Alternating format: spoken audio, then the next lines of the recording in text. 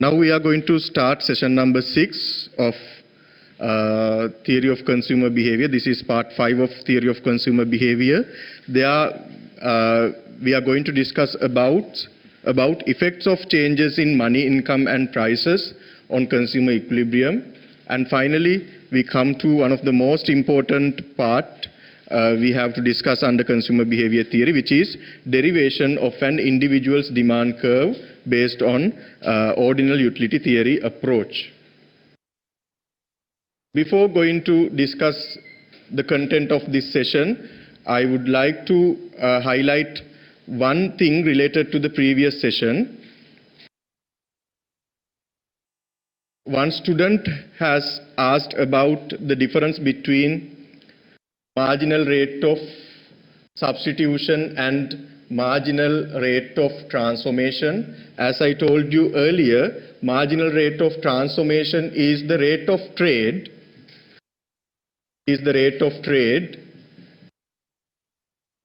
between two commodities, let's say X and Y, allowed in the market,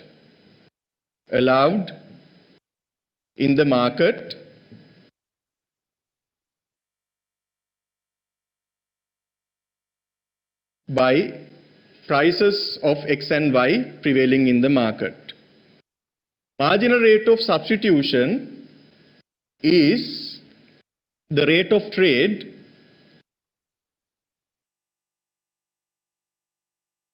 between two commodities, let's say X and Y,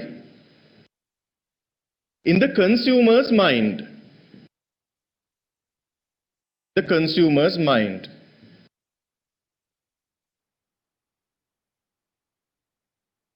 There are two rate of trades. At equilibrium, what happens is the rate of trade in the consumer mind becomes equal to the rate of trade allowed in the market. In both cases, in both rate of trades, we discuss about how much of one commodity should be sacrificed, let's say Y, how much of Y should be sacrificed in order to obtain one additional unit from the other commodity, let's say X. Both rate of trades, we discuss about the same concept but from different situations. Marginal rate of substitution is the rate of trade in the consumer's mind. Marginal rate of transformation is the rate of trade which is allowed in the market. So that difference you should understand. Only when these two rate of trades are equal, equilibrium occurs.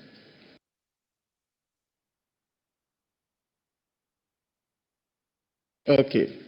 In session number 6, we would like to discuss about 4 main areas: income consumption curve, Engel curve, price consumption curve, and derivation of individual's demand curve. Income consumption curve and Engel curve, they are interrelated. Price consumption curve and individual demand curve, they are interrelated. In income consumption curve and Engel curve, we discuss about impact on consumer equilibrium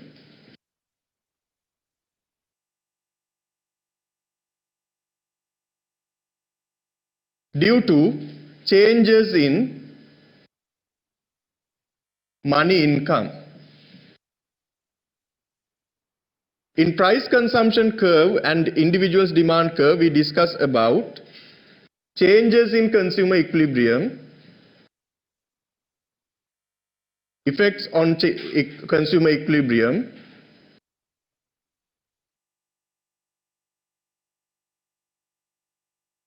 due to changes in prices of commodities.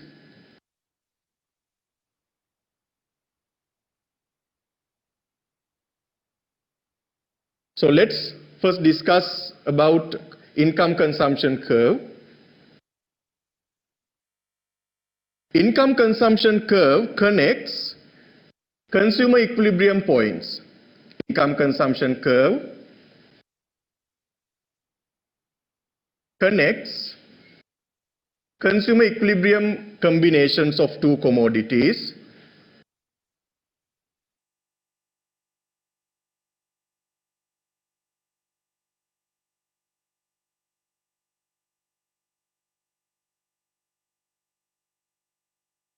Let's say combinations of X and Y at different income levels.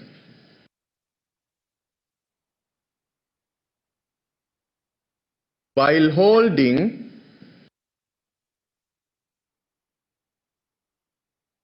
prices of commodities Px and Py constant.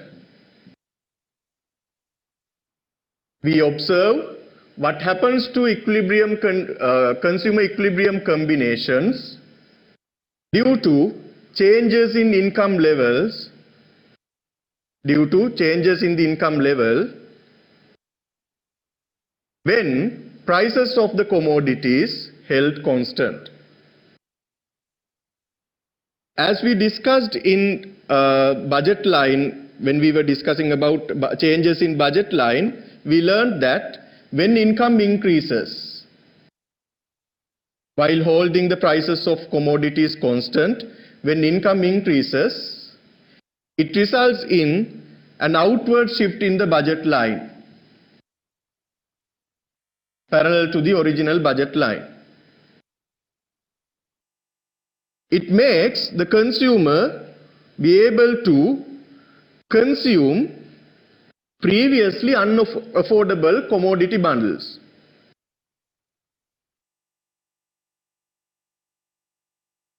At the initial budget level, at the initial income level, consumer can't consume at this point A. But if the income increases, the consumer now is able to consume at point A, which is not an affordable commodity basket previously. When income decreases, the opposite happens.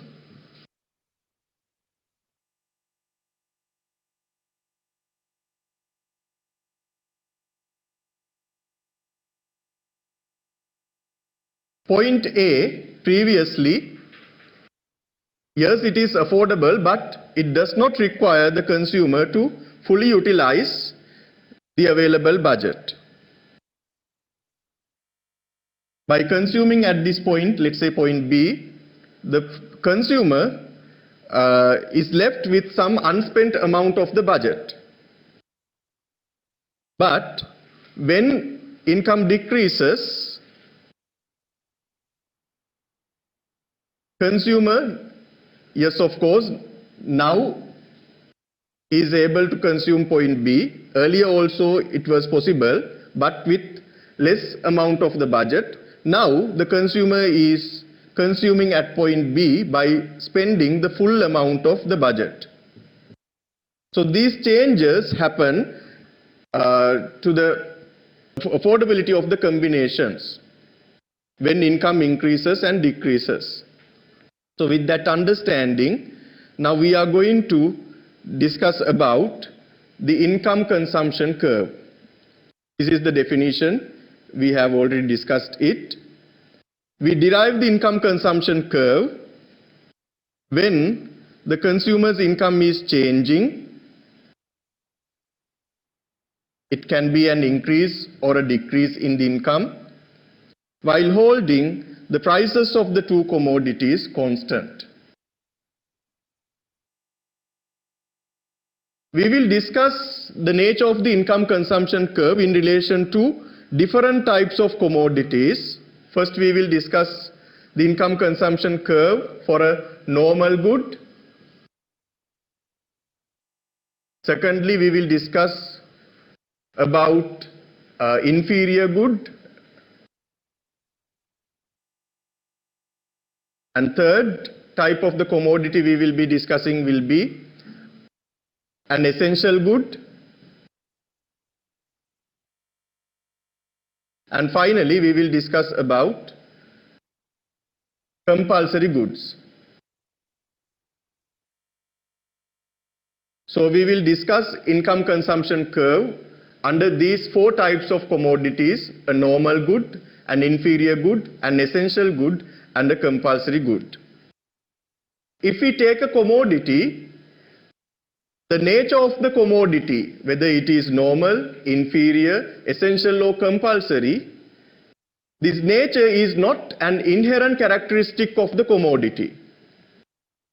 We can't exactly categorize a commodity as a normal good, as an inferior good, as an essential good, as a compulsory good. The nature of the commodity, normal, inferior, essential or compulsory, will depend on the income level the consumer has.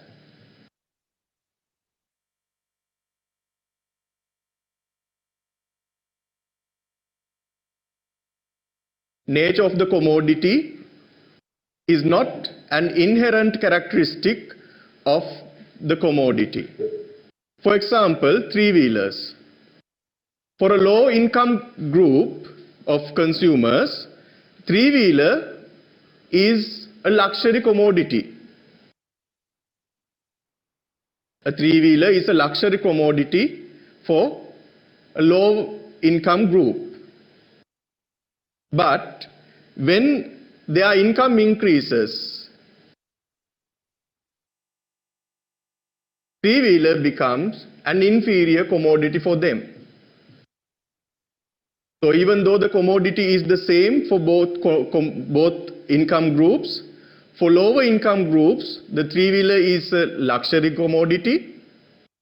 For higher income groups, it is a kind of an inferior commodity. Likewise, the nature of the commodity is not an inherent characteristic of the commodity. Always we categorize the commodities as normal, inferior, essential or compulsory depending on the consumer's income level.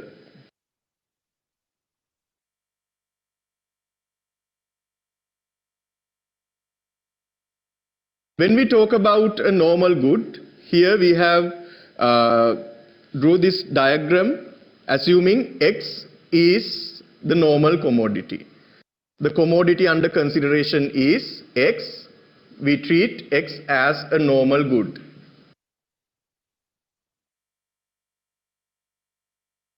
Let's assume income increases. Income increases from B1 level to B2 level, B2 level to B3 level, B3 level to B4 level. As a result, what happens to the consumer equilibrium situations? As we learned in the previous session, consumer equilibriums occur when the two curves, indifference curve and the budget line, the budget constraint, are tangent.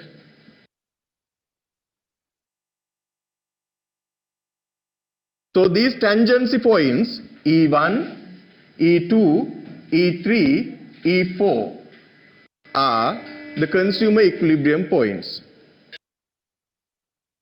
When the consumer has B1 level of income, the equilibrium point occurs at point E1 by reaching U1 level of satisfaction at maximum.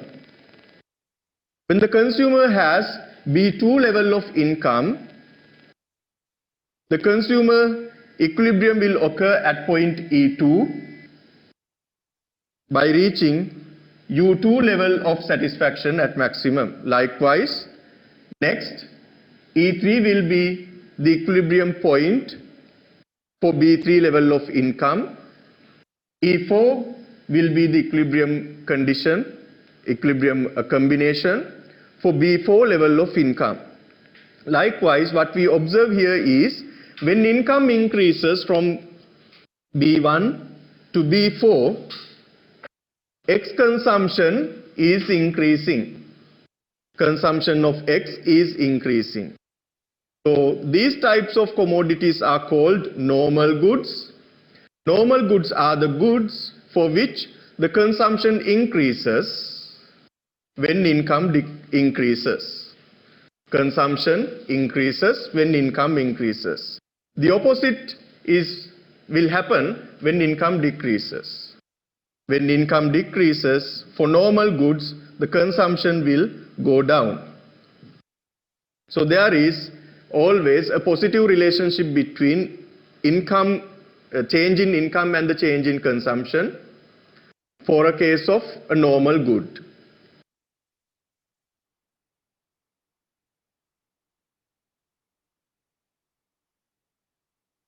And let's take a case of an inferior good. Here the inferior good we treat is commodity X.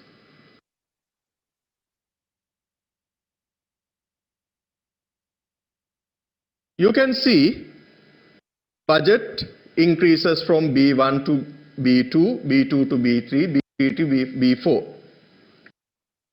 At each of these budget levels, income levels, consumer has reached E1 level of equilibrium, E2 equilibrium, E3 equilibrium, and E4 equilibrium combinations. B1 level of income corresponds to E1 equilibrium combination, and there the consumer reaches U1 level of satisfaction. B2 corresponds to E2 level of E2 equilibrium combination, where the consumer gains U2 level of satisfaction. Likewise, at B3 level of income budget, consumer is consuming at E3 point while gaining U3 level of satisfaction. At B4, consumer consumes at E4 point while reaching U4 level of satisfaction. What has happened to these equilibrium combinations is from E1 to E2, X consumption has increased.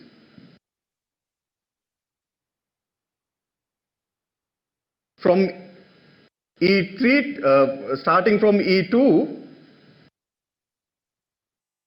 there is a bend, backward bend in this curve, which means the consumer tends to decrease consumption of X after point E2. Consumer is starting reducing the consumption of X from this point onwards. So when income increases, after a certain level of income, B2, consumption of X decreases. When income increases, the consumer tends to reduce consumption of X. So this is the nature of an inferior good. There is always a negative relationship between income and the consumption level of an inferior good. When income decreases, the opposite will happen. When income decreases, the consumption of an inferior good will go up. So in the case of an inferior good, income consumption curve is negatively sloped. Income consumption curve will be negatively sloped. At the initial stage, the commodity is like a normal good, but after that, it becomes inferior good for the consumer. And the third case of good is an essential good. For example, rice, salt, we can treat as essential goods.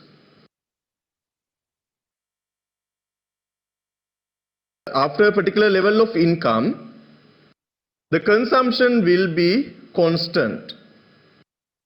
Here you can see in the diagram, at B1 level of income, consumption is at QX1.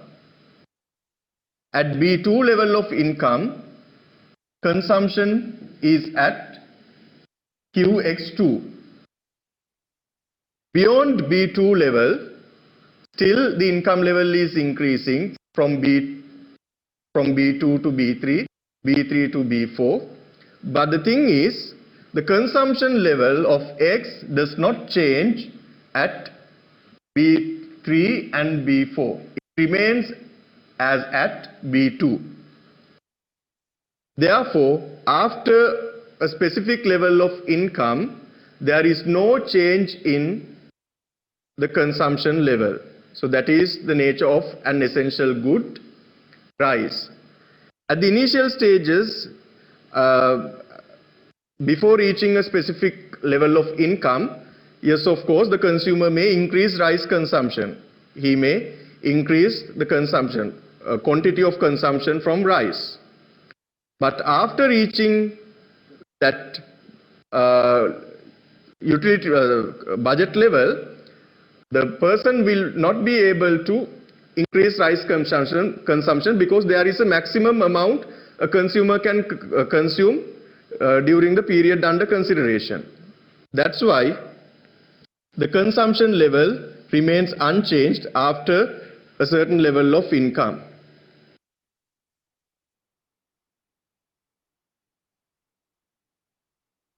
The fourth type of commodity is a compulsory good. For example, toothpaste.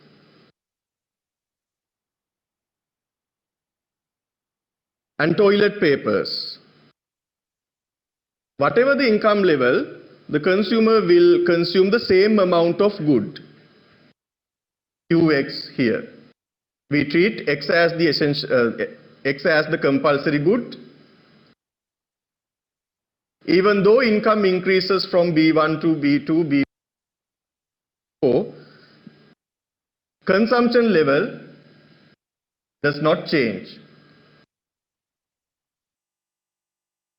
So that is the nature of compulsory good. Examples are toilet papers, toothpaste, like that. Income consumption curve combines equilibrium points at different income levels. So in the case of a normal good, income consumption curve, we have combined these four equilibrium points, E1, E2, E3, E4, has a positive slope. In the case of an inferior good, the income consumption curve is backward bending after a specific level of income.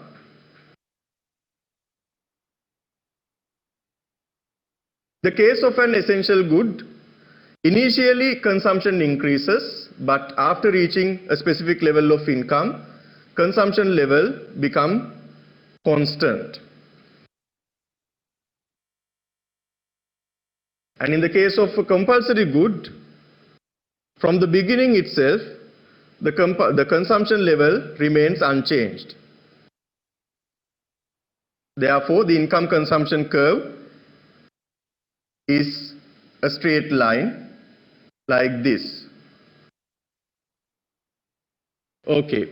Based on income consumption curve, we can derive a different curve, but which is related to income consumption curve. We call it an Engel curve. Engel curve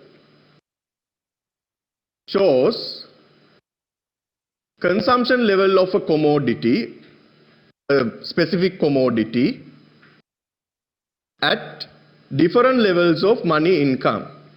To draw the Engel curve, we put consumption level of the commodity on the horizontal axis and the level of money income on the vertical axis.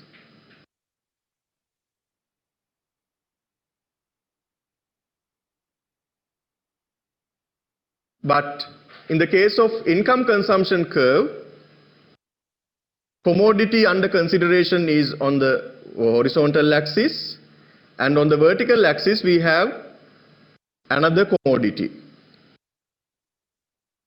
The changes in income level were shown by shifting budget constraints. In the case of the Engel curve, we put changes in income. We show changes in income on the vertical axis. Here we don't incorporate consumption of Y in this diagram. So let's see how the shape of the Engel curve will be different based on the nature of the commodity. For a normal good, what happens is when money income increases, consumption will increase. Money income is simply the budget. When budget or money income increases, consumption level will increase for a normal good. It is positively sloped. Engel curve is positively sloped for a normal good. For an inferior good, the Engel curve is backward bending. 1. When income increases, consumption initially it increases, but after a specific level of income, consumption decreases. Actually, the commodity is inferior in this negatively sloped portion of the Engel curve. The commodity becomes inferior over this negatively sloped portion of the Engel curve. At the initial stage, when the Engel curve is positively sloped, it is a normal good. And when a commodity is an essential good, after a specific level of income, consumption increases for an essential good. But beyond that specific level of income, consumption remains unchanged. In the case of a compulsory good, whatever the level of income, even it is with zero income, consumption level is the same.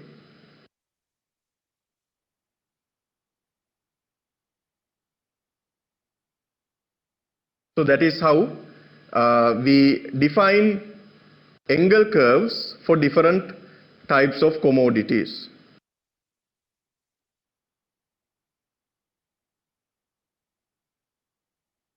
Okay, this is the most important part in the ordinal utility approach, derivation of the demand curve. We can derive the demand curve for an individual based on the price consumption curve.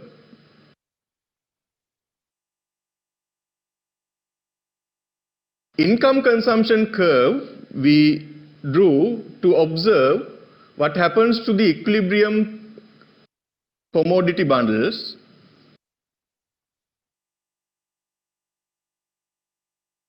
equilibrium combinations when income is changing. Here we draw price consumption curve to see how the equilibrium combinations change when the price of a commodity is changing.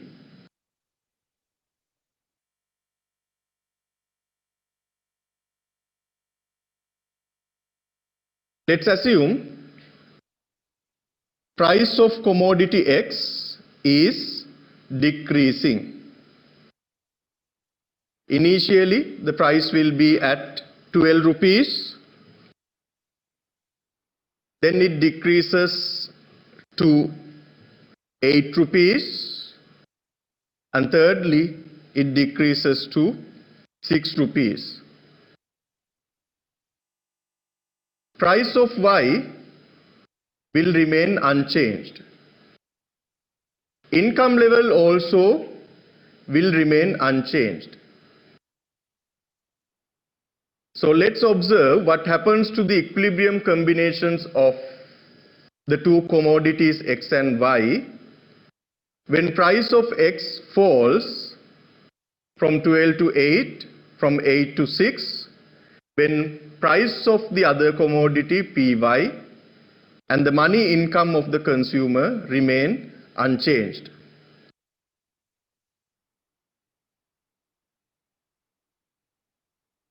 So let's draw the initial condition using indifference curves and budget constraint when the price is 12.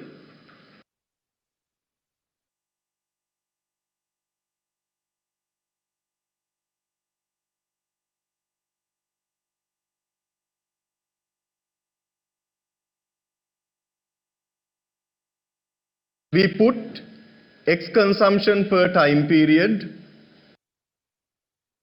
on the horizontal axis, Y consumption per time period on the vertical axis.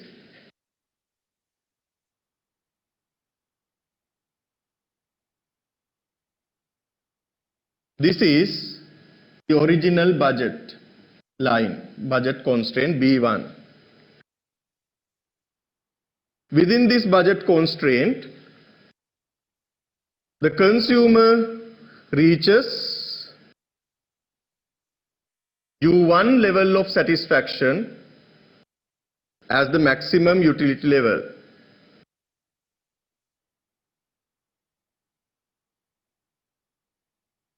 Represented by U1 indifference curve. Consumer is consuming Y1 level of commodity Y and X1 level of commodity X.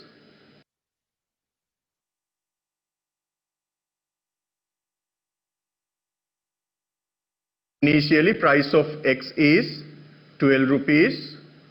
There won't be any change in price of Y. Income level is not changing. Then assume price of X falls from 12 to 8 rupees.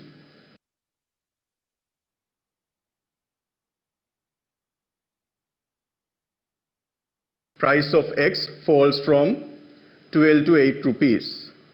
As a result, what change we can introduce to this diagram? The budget constraint will rotate like this, driving B2 budget constraint. And under this budget constraint, now consumer reaches U2 level of satisfaction. Equilibrium point will be at E2. There, the person is consuming X2 level of X and Y2 level of Y. There will be price fall further from 8 rupees to 6 rupees.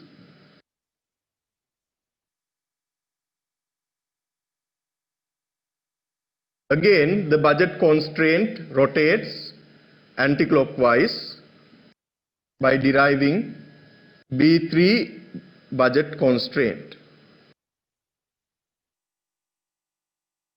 With the new budget constraint, the consumer reaches U3 level of satisfaction at maximum by consuming at E3 equilibrium point. At that point, the consumer will consume Y3 level of Y and X3 level from X. So you can see what has happened to this fall in price.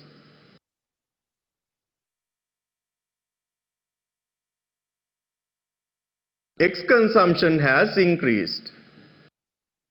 At point 12, consumer consumes X1 level of X, let's say it is 20 units. At point E2, the consumer consumes, let's say, 30 units from X. At E3 equilibrium point, let's say the consumer is consuming 35 units from X. Due to this fall in price, consumption of X has increased. Our focus is on the changes in consumption due to the change in price of X. When price of X falls, X consumption increases. What relationship is there, price of X and X consumption? There is a negative relationship. When price of X falls, X consumption increases. On the other hand, when price of X increases, it will result in a fall in X consumption. Likewise, there is a negative relationship between consumption of X and change in price of X. So by joining these three equilibrium points, E1, E2 and E3, we derive a curve, and that curve is called the price consumption curve. Price consumption curve connects equilibrium combinations of two commodities, let's say X and Y.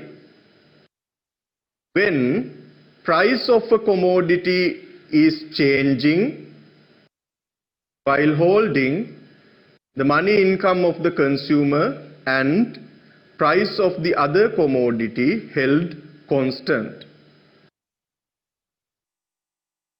This price consumption curve is positively sloped. But there is a negative relationship between the price and the consumption level.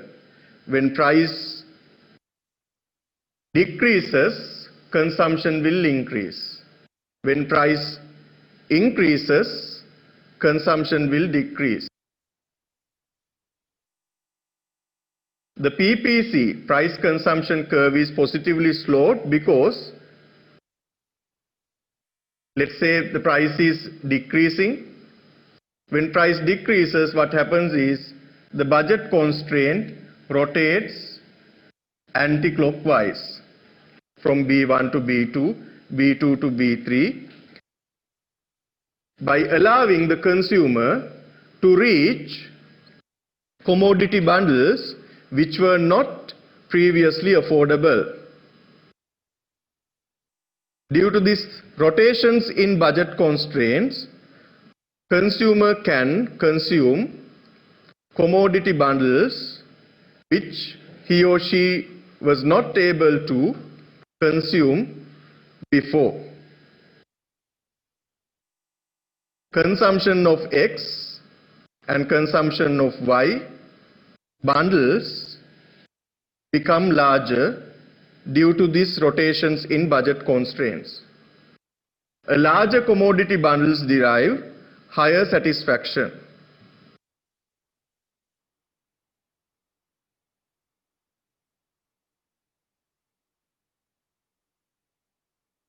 That's why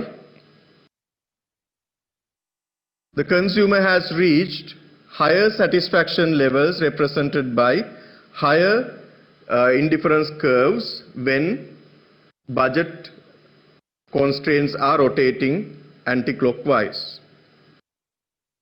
The consequent is increase in consumption of X. There is a fall in price of X. Consequently, consumption of X increases. So this is why price consumption curve for this X commodity is positively sloped.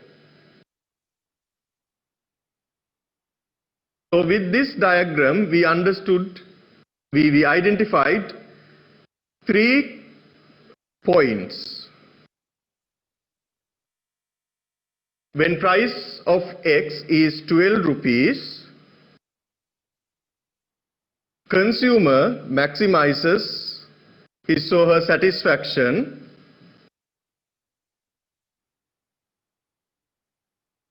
by consuming 20 units of X. When price of X falls to 8 rupees, consumer reaches the maximum possible utility level by consuming 30 units from X. And when the price of X is 6 rupees, at consumer equilibrium,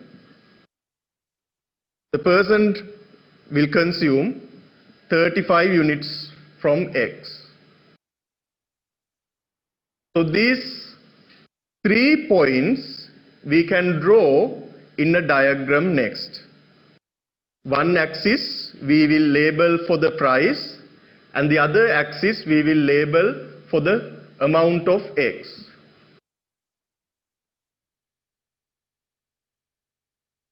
Let's put price of X on the vertical axis and amount of X the horizontal axis.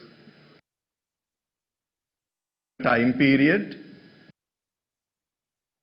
When price is 12 rupees, we understood that the consumer maximizes his or her satisfaction by consuming 20 units from X. So this coordinating point we mark as point A.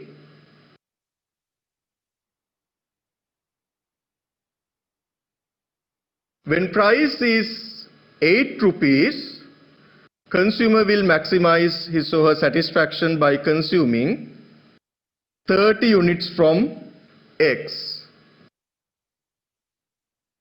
That coordinating point I mark as point B. And when the price of X is 6 rupees, consumer will maximize the satisfaction by consuming 35 units from X. This point I mark as point C. So now I am ready to join these 3 points using smooth line like this. As we discussed earlier, change in price and the corresponding consumption level has an inverse relationship, a negative relationship.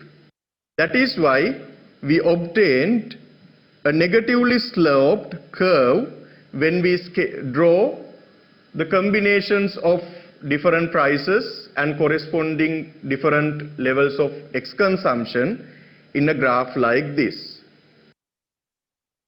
So simply this is what you have learnt in your A levels, and also you have learnt from the second chapter.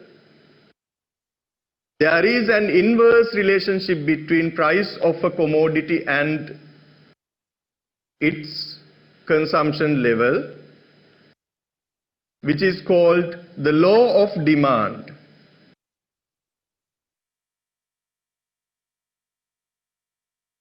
This law of demand is apparent this diagram.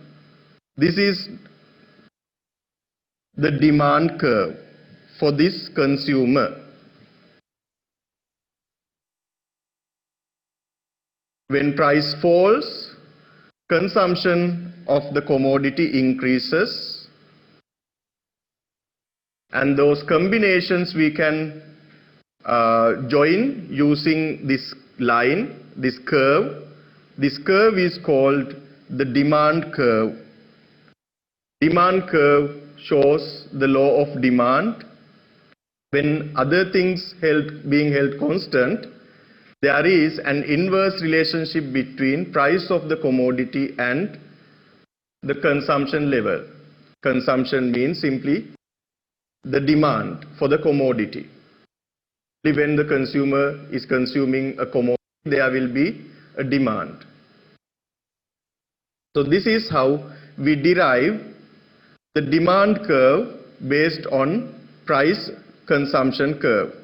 Using price consumption curve, we identified different levels of consumption,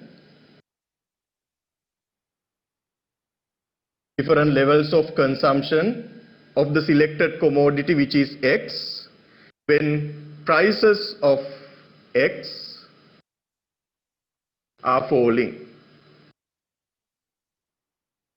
And after identifying these combinations, we draw them in a diagram where the vertical axis will be for price,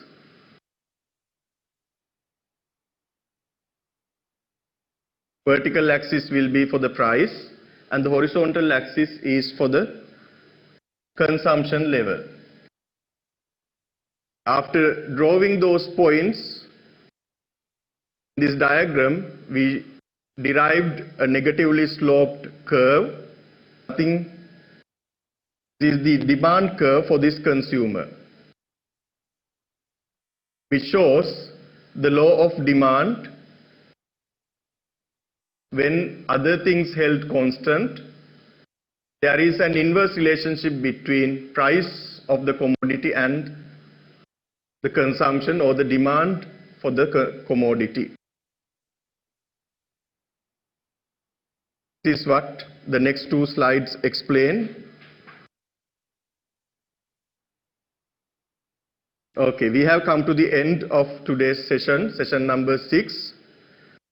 If you have any question, we can spend 5 more minutes before winding up the session. There is a question from one student. Student is asking about the difference between an essential good and a compulsory good. The difference is, even at low income levels, the consumer has to consume a specific level of a compulsory commodity.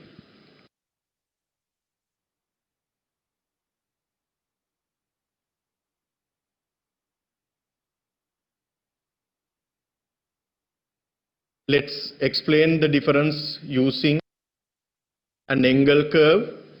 I put money income, P amounts on the vertical axis and amount of X consumed on the vertical axis. For a commodity, for a compulsory commodity, even at low income levels, the consumption is fixed. When income is increasing further and further, there won't be any change in the consumption level. Example is toilet papers, toothpastes. Whatever the income level you have, lower level or a higher level, there won't be any change in the number of times you brush your teeth. Therefore, whatever the income level, even it can be a very low level or very high level, the amount is fixed. But in the case of an essential good at lower level of income, there will be an increase in consumption. There will be an increase in consumption up to a certain level of income. For example, rice. Think you are very poor. Since you don't have enough income to spend on rice, you eat a little quantity of rice at low level of income. Your income increases then. Now you can afford rice as you wish. Now you can eat large quantity of rice than before. But when income increases further and further, will your quantity of rice go up proportionately? No. The amount of rice you consume will be now at the maximum. There won't be any change further. So that is the case of rice.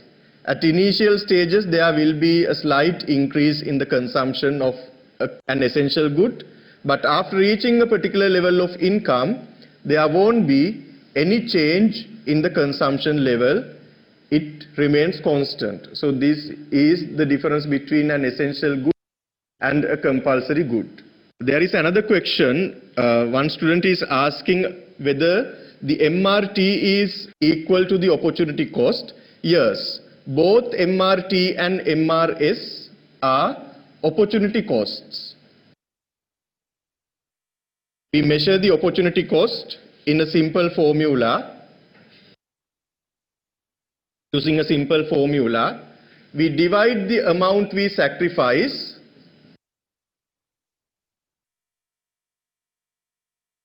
by the amount we gained.